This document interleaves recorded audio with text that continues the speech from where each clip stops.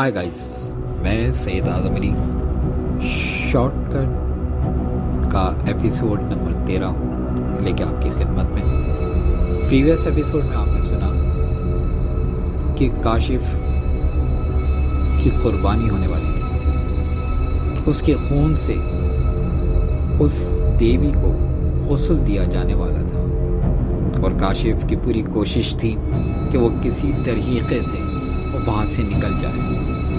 अब सुनते हैं एपिसोड नंबर 13 में कि वो बाद में काशिफ के साथ क्या हुआ। काशिफ ने जब वो सारी बातें सुनी तो वो कांप गया कि उसने अब तक अल्लाह से मदद मांगी नहीं थी। वो तो हर जगह मदद करने वाला है। चुनाचे उसने दिल ही दिल में आयतुल कुर्सी की तिलावत शुरू कर दी। जैसे जैसे वो तिलावत करता जाता वैसे वैसे उसके दिल को तक़वियत मिलती जाती थी। कलाम अल्लाह से ये हुआ, उसका डर खुद ब खुद ख़त्म हो गया। उसको यकीन हो गया अगर मेरी मौत है तो कोई बचा नहीं सकता, ज़िंदगी है तो कोई मार नहीं सकता। उसने इधर उधर देखा, उसकी नज़र उन चमनदानों पर पड़ी जिसमें मोमबत्तियाँ रोशन थी। उसने आगे बढ़कर एक चमनदान को उठाया लिया।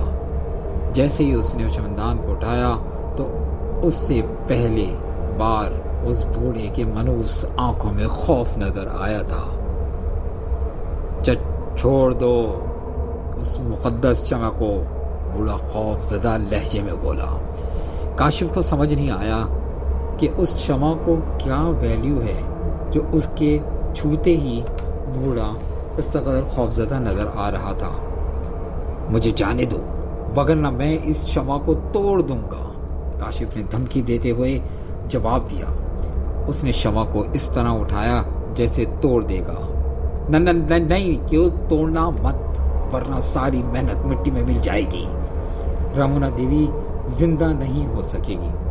बूढ़े ने बदसूर खौफज़दा लहजे में काशिफ से कहा। ठीक है, फिर मुझे जाने दो। नहीं, जाने का ख्याल दिल से निकाल दो। नौजवान इतना कहकर बूढ़ा चिल्लाते हुए अपने ढांचों से बोला, छीन लो ये मुक़द्दस शमा रामुना के परस्तारो। ये देखकर काशिफ बुखला गया। उससे पहले कि वो कुछ करता ढांचों ने आगे बढ़कर उसे पकड़ लिया। ढांचों ने जैसे ही उसको पकड़ा उसके हलक चीख निकली, साथ ही उसकी गर्दन का जख्म खुल गया और खून निकलने लगा था जो टपकता हुआ सीधा रामुना देवी के मुंह के खुले हुए दहाने में जा गिरा था।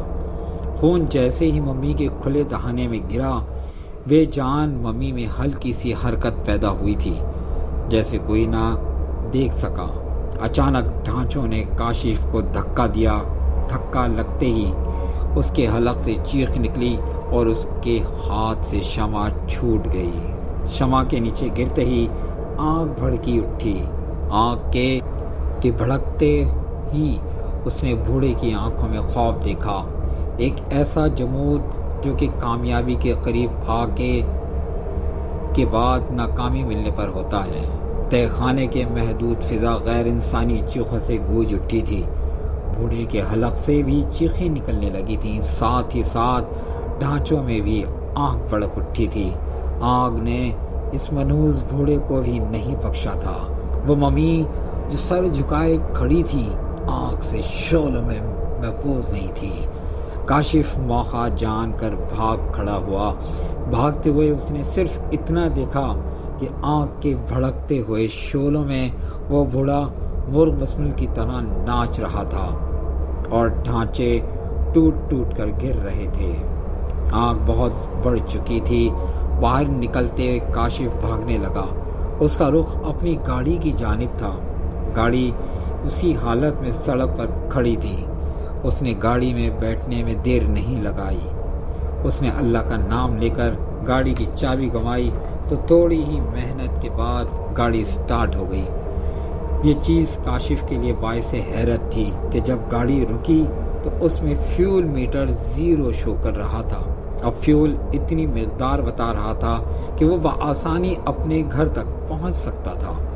हो न हो ये उन्हीं क़ुव्वतों का करिश्मा था जो हर गुजरने वाली गाड़ी को इसी तरह रोका करते थे। اس نے دل میں شکر ادا کیا کہ ان شیطانی قوتوں سے اللہ نے اس کی حفاظت فرمائی تھی۔ کاشف نے کار واپس ہی اپنے گھر کے جانب گھما لی تھی۔ سارے واقعات جیسے اس کے ذہن میں کسی فلم کی طرح گھوم رہے تھے جن سے وہ دو چار ہوا تھا۔ آنکھ کے بلند شورے اس کو دور سے دکھائی دے رہے تھے۔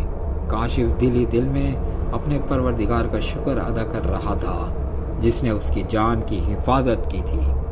بھڑکتی ہوئی آگ ہر شے کو جلا کر خاکستر کر چکی تھی۔ اس نے وہاں سے نکلنے میں بہت تیزی دکھائی تھی۔ اسے خوشی تھی کہ یہ سڑک شیطانی قوتوں سے پاک ہو چکی ہے۔ شاید یہ اس کی بھول تھی۔ کار تھوڑی آگے گئی ہوگی کہ اس کو سڑک کے وسط میں کھڑا کوئی نظر آیا تھا۔ کاشف اس کو دیکھ کر چونک گیا۔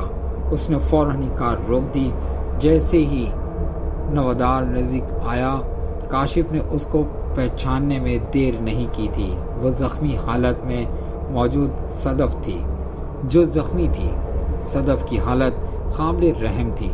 اس کی حالت خود بھی اتنی اچھی نہ تھی، لیکن اس نے پھر بھی اس کے لیے کار روک دی تھی۔ اس نے کار کا دروازہ کھول دیا۔ صدف نے چند لمحے تک کاشف کو دیکھا اور پھر طبیعی انداز میں چلتی ہوئی کار میں بیٹھ گئی۔ کار چل پڑی تھی۔ کاشف نے محسوس کیا کہ صدف کو ہاسپٹل کی ضرورت ہے۔ ہم ہسپتال جا رہے ہیں تاکہ تم کو طبی امداد مل سکے، پھر تم اپنے گھر والوں کو بلا لینا۔ صدف نے سر ہلایا اور باہر کی طرف دیکھنے لگی تھی۔ اس نے صدف کی آنکھوں میں عجیب سے وحشت دیکھی تھی، عجیب سی درندگی دیکھی تھی۔ ایسی درندگی جنگلی جانوروں کی آنکھوں میں پائی جاتی تھی۔ اچانک کاشف کار میں لگے بیک ویمر کی طرف دیکھ کر چونک پڑا۔ بیک ویمر کا رخ صدف کی جانب تھا، لیکن اس میں صدف کا عکس کہیں نہیں دکھائی دے رہا تھا۔ کاشف نے خوف زدہ نظروں سے صدف کی جانب دیکھا اور اسی پل کار روک دی گئی۔ کاشف نے دیکھا صدف کے لبوں پر زہریلی مسکراہٹ پھیل چکی تھی۔ رامونا کا جسم تو ختم ہو گیا مگر اس کی روح زندہ ہے، جواب میں اس جسم میں موجود ہے، صدف نے زہریلی مسکراہٹ سے کہا تھا۔ کاشف نے یہ سنا تو اس کے حلق سے چیخ نکل گئی۔ صدف کے زخمی ہاتھ اس کی گردن کی جانب بڑھ رہے تھے۔ دوسرے دن پولیس نے کاشف کو اس حالت میں پایا کہ اس کا ذہنی توازن بگڑ چکا تھا اور حلق پھاڑ پھاڑ کر چلا رہا ہے۔ آنکھوں میں خوف اور جمود طاری تھا۔ کار میں صدف بے ہوش حالت میں پائی گئی تھی اور اس کی حالت تشویشناک تھی، چنانچہ اس کو ہاسپٹل منتقل کر دیا گیا تھا۔ کوئی یہ نہیں جانتا تھا کہ صدف کے روپ میں رامونا اس دنیا میں واپس آ چکی تھی، بربادی اور تباہی پھیلانے کے لیے۔ دوستو، یہ شارٹ کٹ کا لاسٹ ایپیسوڈ تھا جو کہ اپنے اختتام کو پہنچا۔ اب آنے والے وقت میں ایک اور نئی کہانی لے کر آؤں گا آپ لوگوں کے لیے، جو کہ آپ کے لیے دلچسپی کے باعث بنے گی۔ اپنا خیال رکھیے گا۔